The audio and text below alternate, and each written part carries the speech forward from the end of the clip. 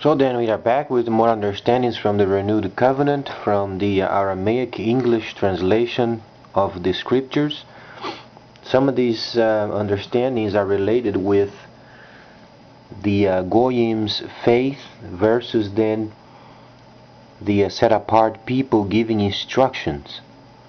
In Yaakov was the brother of the Messiah, and unfortunately he was thrown out from the top of the temple, and it shows the understanding of the Messiah and how the world hates it. However, we must not be afraid of the hatred of the world, but we must be faithful to him and what he said, and being persistent until the end. But in Yaakov, the fourth chapter then states an area very important understanding these days, because there are so many people, they want to have their own way, and they do not want to understand the fact of being dependent of the camps of the saved Holy Hebrews. In Yaakov, it states very plainly regarding this factor of asking, but asking properly. In the fourth chapter, second verse, you covet, but you do not receive. You then destroy, and you envy. And those, they amount with no results. And you fight, and you make conflicts, and you do not have because you do not ask. You ask and you do not receive because you ask wickedly, that you may then spend in your own lusts. What he's saying is this. First, he is making mention of then previously the faith. Faith is related with the Gentiles. We must understand, Yaakov was then the brother of the Messiah. He was a Shaliach. He was a set apart. He was a Hebrew person, saved in the Messiah. He then received the first anointing for the second service. So we understand what is he saying then to the Gentiles. They should ask and maintain the faith, but they should ask in faith in the Messiah and being dependent upon the camps and the set apart. What he's trying to say is this: they should be dependent of what Yahweh said for them to be dependent. Gentiles are always dependent of the set apart, saved Hebrews in their camps. Then what is going on is people are always searching for answers, and they begin to project some people to give them answers, and the answers are only found in the camps. This is what Yaakov is saying. You then ask and you don't receive because you ask it wickedly, so then you can expand in your own lusts. What is the world is doing today other than receiving and spending in their own lusts? And then they are searching for answers. They want answers, but they don't have it, and they ask, they don't receive, yet they maintain their own lusts. However, the Messiah always explained that they should wait at the gate and then ask properly in order for the kingdom and the kingdom to come government to be expanded. But rather than understanding the camps, people are simply going to their congregations, acting as fine people. They believe a false Messiah, and they don't point the others to the camps. Simply what they do is wickedly. And this is precisely what Yaakov is saying. The Holy Scriptures did not come from Greco-Romans. Where do they come from? They come from the holy Hebrews, set apart, and the Creator is Yahweh. And what was the plan of Yahweh from the first? He had taken the model from Moshe's visions in the mountain and what he received, and then later they would set around the world holy camps and they would shepherd the Gentiles. The world is doing what they should not be doing, and then they are searching for answers and they won't ever get it. Yahweh already predicted that He would send His people and they would be slaughtered because the world is wicked. His son was slaughtered. Most of the Shilishim were slaughtered. The prophets were slaughtered because the world is wicked. People want to have their own way apart from the holy camps, and it's always wicked. That's why he's saying that he states earlier regarding asking in faith and not doubting. However, if people don't even have the understanding of the original scriptures, how are they going to ask? They are completely involved in false anointings, and they expect of having answers. And then when they hear sound doctrine, then they mock, as they mocked the Mashiach. But Yahweh already predicted that at the end of times they would persecute those who would be sent from Him, and they would think they would be doing a favor to God by destroying them. Whereas you simply ask a question, what the translation of the scriptures do you have? Greco-Roman. Why are you reading from Greco-Roman viewpoint if the Holy Scriptures were given then in Hebrew?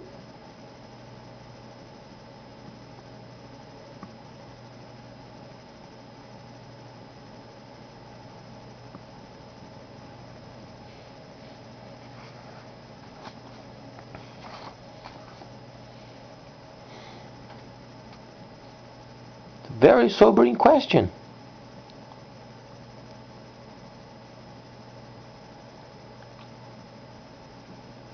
And Yahweh can't be twisted. He has His ways and He has taught. He came in person and He was rejected. He predicted His people would be rejected. Because the world is wicked.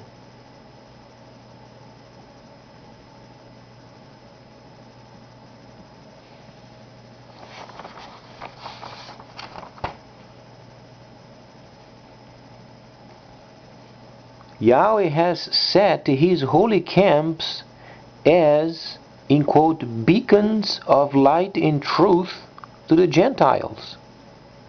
It can't be changed.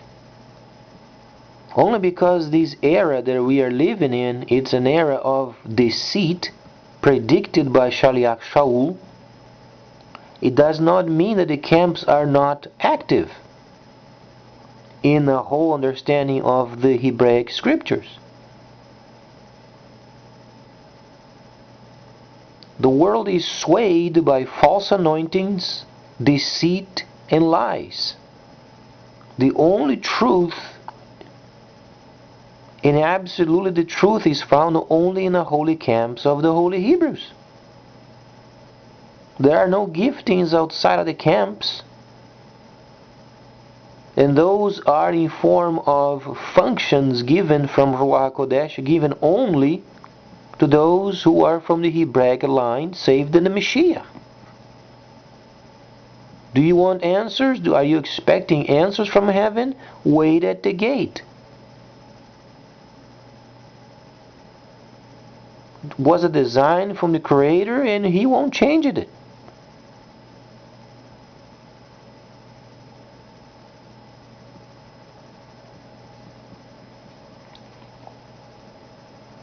If you are a person that you think you are saved and you do not point people to the camps, then you are not saved. Try to understand this point. Salvation is then complete when we believe in the Messiah. We are then saved in Him. We are relinked, mikvad, and then we are obedient in a faith level.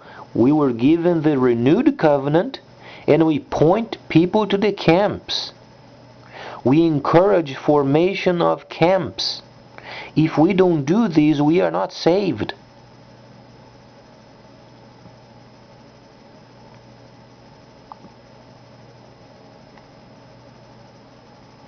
There are a lot of people involving themselves with the false anointings, false manipulations, and they don't point people to the camps. Those people are not saved.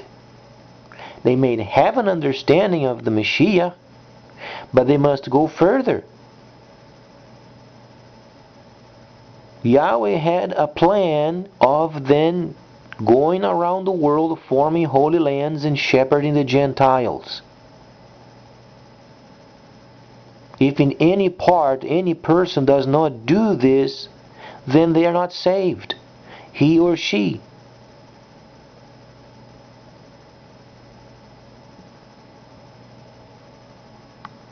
It's a truly, absolutely wasting of time for people to go in their congregations without understanding the Hebraic scriptures and pointing people to the camps for further instructions. Congregations, they do not instruct the people. They only share their faiths. They point the people to the camps for further instruction. Observe what Cornelius did. He did not have a vision. The Greco-Romans, they had then translated in a way that it was not true. He simply had words from heaven through the Hebrew brother while they were praying, and then what was given the next step? He should visit with Shimon for further instruction.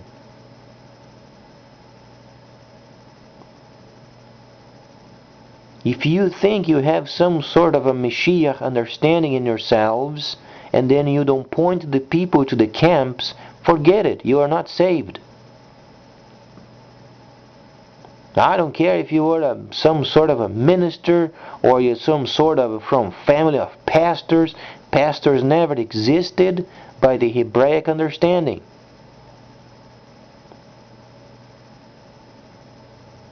Yahweh Himself said, don't have leaders lording over yourselves, because the authorities are already set in the camps. That's why He said what He said. And He meant what He said, and He said what He meant. There is no double thinking or double talking when the Messiah was speaking. He was speaking literal. There are no pastors, no teachers, no evangelists, no miracle workers, no prophets of their own. Speaking of the Gentiles, the authorities are set in the camps, and when people are saved, then they point other people to the camps.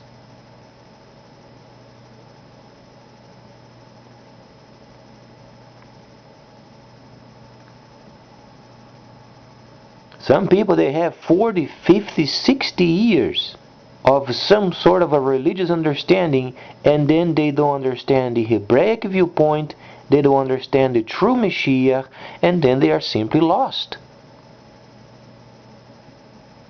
Because the era that we are living is an era of deceit. Try to understand, in Shavuot, when came the first anointing, the first function was tongues, interpretation of tongues. From there was set the nearing line around the world. That's why we hear it in the Spirit. Came in Shavuot, and they then the priests were to maintain this line clear. And they did for a long time until 1009 when the tomb was destroyed. Then Satan the destroyer went to prison because he destroyed so many camps to the point of coming to the beloved city and destroying the tomb. Then his facet of deceit had taken over the nearing line, and this is what we have today. Contaminated nearing line. But the camps of the Holy Hebrews are returning, and they are going to take over the nearing line as it was before.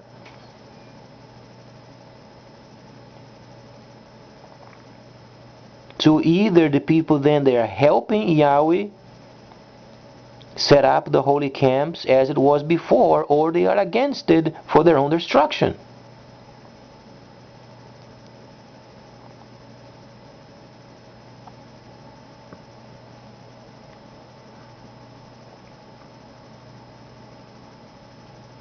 And be absolutely sure, because if you do not point people to the Holy Mashiach, there is only a Savior and a Savior only, Yahweh Yeshua. And always pointing people to the camps of the Holy Hebrews for further instructions. There are no giftings of Spirit. There are functions of Ruach HaKodesh given only to the set-apart Holy Hebrews saved in their camps, because their objective is teaching the Gentiles.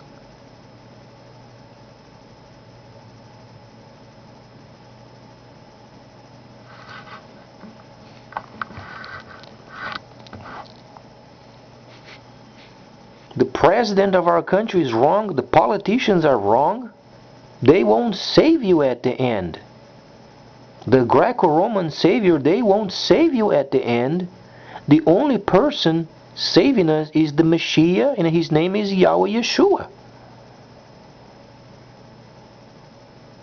And then we receive further instructions from each camp of the Holy Hebrews. This is it. There is no other plan.